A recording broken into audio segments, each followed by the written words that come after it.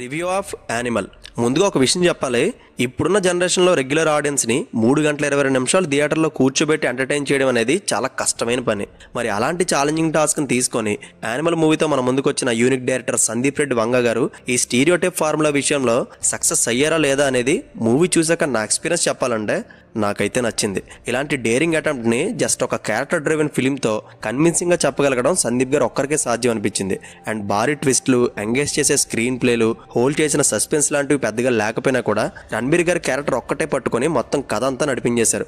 And my personal thought, single పాయింట్లో కూడా movie bore కొట్టలేదు. అండ్ ట్రిమ్ చేయడానికి కూడా ఏ సీన్ పెద్దగా కనిపించలేదు. అండ్ ప్రతి సీక్వెన్స్ కానీ, క్యారెక్టర్స్ మధ్యలో వచ్చే కన్వర్జేషన్స్ కానీ, సిచ్యువేషన్స్ కానీ ప్రతి ఎలిమెంట్ని సీన్ టు సీన్ బాగా రాసుకున్నారు.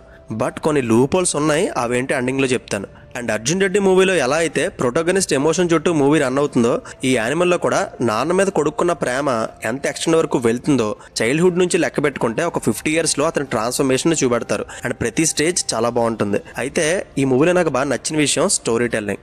రణబీర్ కపూర్ గారి క్యారెక్టర్ ఆర్క్ మీదే మూవీ డిపెండ్ అయి ఉంటుంది కాబట్టి తన బిహేవియర్ని, డైలాగ్స్ని, సిచ్యువేషన్స్ని ఎలా హ్యాండిల్ చేస్తాడు, ఎంత రేంజ్లో ఉంటాడో డీటెయిలింగ్తో చెప్పడమే కాకుండా హ్యూమర్ యాంగిల్ని కూడా అండర్లైన్ టచ్ చేసుకుంటూ వెళ్ళారు. అందుకే 3.5 hours మూవీ ఉన్నా సరే కేవలం రణబీర్ గారి క్యారెక్టరైజేషన్ వల్లే మనం బోర్డమ్ ఫీల్ అవ్వం. అండ్ ఆ క్యారెక్టర్ స్క్రీన్ మీద వచ్చినప్పుడల్లా ఏదో విధంగా ఎంటర్టైన్ చేసే వెళ్తుంది కానీ మొక్కుబడిగా మాత్రం వచ్చి వెళ్ళదు. అండ్ అది మూవీ చూస్తే మీకు క్లియర్గా అర్థమవుతుంది. అండ్ ఫాదర్ ఎమోషన్ అనగానే భారీ సెంటిమెంట్ డైలాగ్ వాడేస్తారేమో అనుకున్నాను, కానీ ఆ బాండ్ని ప్రొటాగనిస్ట్ చేసే థింగ్స్ రూపంలోనే చూపిస్తారు కానీ ఎక్కడ కూడా వీరిద్దరు ఎక్కువ మాట్లాడుకున్నట్టే కనిపించదు. జస్ట్ ఆ క్యారెక్టర్స్కి కనెక్ట్ అయితేనే ఇన్ డెప్త్ వాళ్ళ లాంగ్వేజ్ ఏంటో మనకు అర్థమవుతుంది. అండ్ మూవీ మొత్తం ఫాదర్ అండ్ సన్ బాండ్ ఒక్కటే కాదు, అవుట్ ఆఫ్ సిలబస్గా రష్మిక అండ్ రణబీర్ లవ్ స్టోరీని, ఫ్యామిలీ లైఫ్ని చాలా బ్యూటిఫుల్గా చూపించారు. అండ్ ఇద్దరి మధ్య వచ్చే కన్వర్జేషన్స్ అండ్ వాళ్ళ బాండింగ్ ఎప్పటి వరకు మనం స్క్రీన్ మీద చూడని రియలిస్టిక్ వేలో ప్రెజెంట్ చేశారు సందీప్. అండ్ మూవీ అంతా జస్ట్ ఒక స్ట్రైట్ లైన్లో ఉంటుంది కాబట్టి ఆబ్వియస్గా నాన్ లీనియర్ స్క్రీన్ ప్లేని యూజ్ చేసి స్పేస్ వచ్చినప్పుడల్లా ఏదో ఒక హై మూమెంట్స్ అయితే క్రియేట్ చేశారు. అండ్ విజిల్ వర్తి మూమెంట్స్ చాలా ఉంటాయి.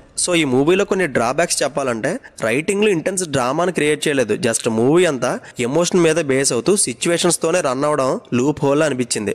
అండ్ యాంటోగనిస్ట్గా చేసిన బాబీ డియోల్ గారి రోల్ వైలెంట్గా ఉంటుంది కానీ అంత ఇంపాక్ట్ ఇవ్వలేదు. అండ్ ఇంటర్వెల్లో వచ్చే 18 minutes యాక్షన్ బ్లాక్ మూవీకే major highlight. And background score, production values, మన సందీప్ గారి ఎడిటింగ్ స్టైల్ మూవీని స్టాండ్ అవుట్ అయ్యేలా చేశాయి. అండ్ ఫైనల్గా మనం మాట్లాడుకోవాల్సింది రణబీర్స్ పెర్ఫార్మెన్స్ గురించి. ఎక్కువ ఎలివేషన్లు ఇవ్వనవసరం లేదు, he just steal the show. Mahesh Babu garu చెప్పారు ఇండియాలో ఉన్న one of the best actors అని. ఆ మాటకి 100% జస్టిఫై చేశారు రణబీర్. ఈవెన్ ఫస్ట్ ఫ్రేమ్ నుంచి మన అటెన్షన్ మొత్తం గ్రాప్ చేసి ఫినామినల్ పెర్ఫార్మెన్స్ ఇచ్చారు. Literally no words, right? And that's it guys. Sandeep Reddy Vanga's Animal movie మీద నా ఒపీనియన్ డెఫినెట్గా వర్త్ వాచబుల్. మీ పెన్నీని మిస్యూజ్ చేయదు. అడల్ట్ కంటెంట్ ఉంటుంది కాబట్టి ఫ్యామిలీతో చూడొద్దు, వాచ్ ఇట్ ఇండివిజువల్లీ. అండ్ ఈ మూవీకి నేను ఇస్తున్న rating 3/5. And movie post credit scenes మాత్రం అస్సలు మిస్ అవ్వకండి. Okay, and see you in the next video. Take care friends. Thank you.